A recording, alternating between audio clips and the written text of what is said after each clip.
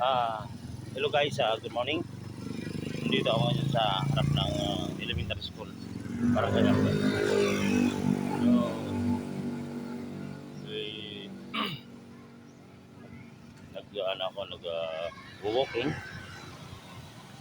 jogging, exercise para sa nasabi ko na ang pag-exercise ay napaka-importante sa ating katawan. So guys, diyan ipakita ko sa inyo ang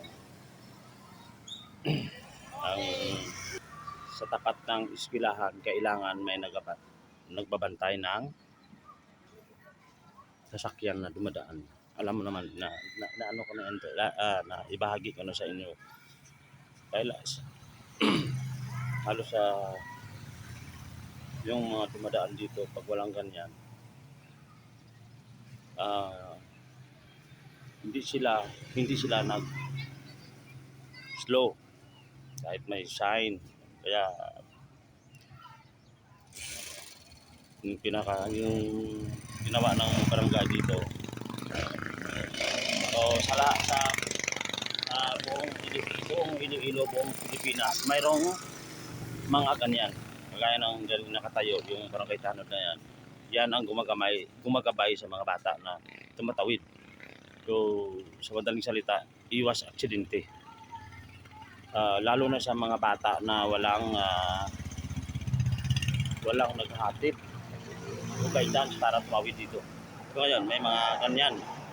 Bawat school yan dito sa amin. So, yan ang pinaka-importante dito kasi alam nyo naman na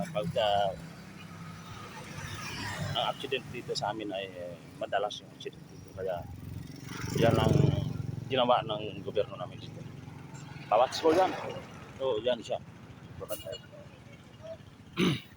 Hello. Daw ka duty dito, break? Pag may klase? At that's good. Butang balon nga nagkabantay kagit yung mga nakita nyo guys na pinapatawid yung mga bata dyan sa kalsada. Yan. Iwas accident talaga yan.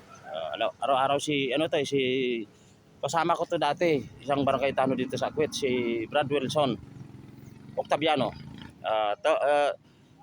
Pinapakilala ko sa inyo si Brad Wilson. Yan ay mula almost sa pila ka na dito ay pre sa pag nag-ano dire 4 years. Okay, that's good. 4 na taon siya dito, ganito lang ginagawa niya. Pero ka-duty ka pa sa barangay. Okay, may schedule gapon. Okay, so ganyan guys. Napaiwati ko yung mga ganyan. Busy talaga yan pag ganitong oras kasi pasukan. Makikita yan ang elementary school. Tapos yung binahagi ko kahapon yung barangay hall. Napakaganda yung barangay hall namin. Malaking development. Yan.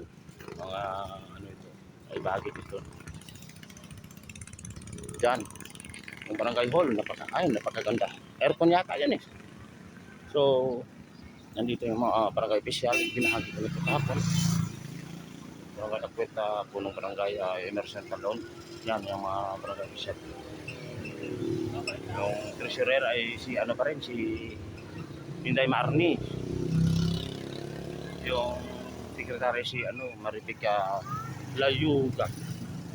So, yan. Yeah, mayroong gym.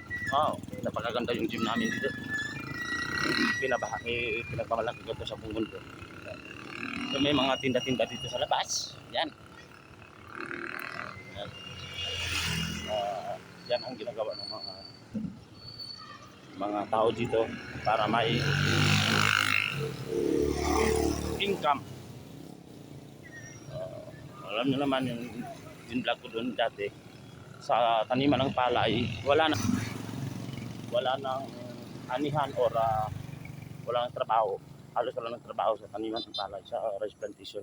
Kaya ang tao dito gumagawa na lang kung ano-ano, kung basta may income yung tao dito. So guys, thank you so much. Good morning everyone. Pagpalain tayo ng Panginoon. Have a nice day. Love you all. I love you buong mundo.